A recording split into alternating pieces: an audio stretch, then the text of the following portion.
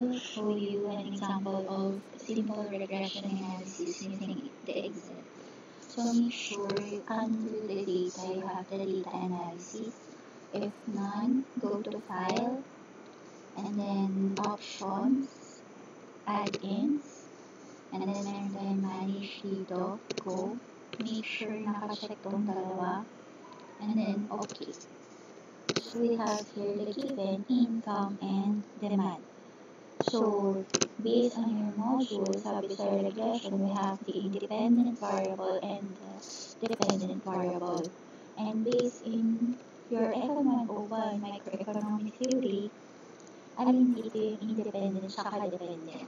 So, napag-aralan doon na we have the demand as the dependent variable and then it is affected by different factors including income. So, in this case, yung demand natin, yun yung dependent variable or y, and income is the independent variable which is x. Since na-determine na natin yung dependent and independent variable, we can now run our regression. So, click data analysis and then look for regression and then select your input y range. So, you need to select the whole and then the input x range. Okay, make sure to check the labels kasi sinaya natin yung x and y natin. And output range, select here para dito ilabas yung summary output. And then, okay. So, we have here now our summary output. So, kailangan lang natin i-drag to show yung buong value ng mga important variables natin. Okay, so ano yung mga dapat lang tandaan? So, we have coefficient. And then the standard error, t-stat, and then p-value. And we also have our R-square and significance of f. So, paano ulit isusulat yung regression equation natin? So, you can refer to your module. So, based in our results, we can write y equals etong intercept natin. So, 24.45. So, we agreed last discussion natin na we will consider 2 decimal points doon sa regression equation natin. And we will put our right first yung intercept. And then, plus 0.51. So, saan galing 0.51 yung coefficient ng x, and then x, or x. Since simple linear regression naman to. And then next is, we need to write the standard error. We also agreed na in writing the standard error and t-stat, it should be 4 decimal points. So, 6.4138 and then 0.0357. Ano nga yung mini-measure ng standard error? It is the deviation of the sample mean from the population mean. So, the smaller the standard error, the better. And then we have the t-stat, which is just the coefficient divided by the standard error. Well, we will also use 4 decimal points. So, 3.813 and then 14.2432.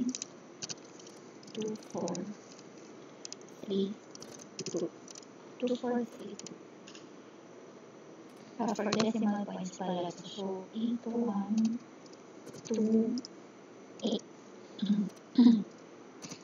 And then, we need to take a look at the p-value to determine the significance of our t-stat. So, sabi natin, if If value is less than 0.05, then it is significant. Kapag P value is greater than 0.05, then non-significant siya. So, based here, yung sa t-set natin for the intercept, 0.005, which is less than 0.05, therefore, significant siya. And then this one, so 5.75, pero meron siya dito exponent raised to -7, which means that our decimal point will move to the left 7 times. So, magiging less than 0.05 siya. So, our t-stat for the coefficient of x is also significant. Okay, the next, what is our r-square? So, yung r-square natin is usually presented in percentage, so 96.20%. Yung significance niya, nakikita siya dito. So, 5.75 raised to -7, again, less than 0.05, therefore, our r-square is significant. How do we interpret r-square? So, since it measures the variation in the dependent variable as explained by the independent variables, therefore, 96.20% of the variation. So, dito ang dependent variable natin, demand,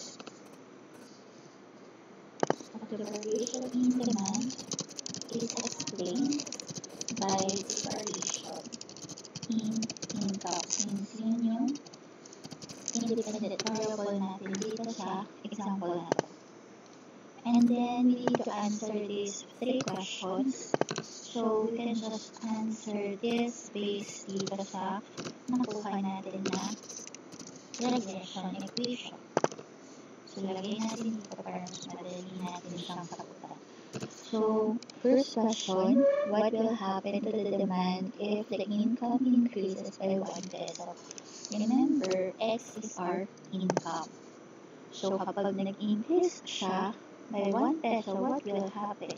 So, the demand will increase by 0.1 units.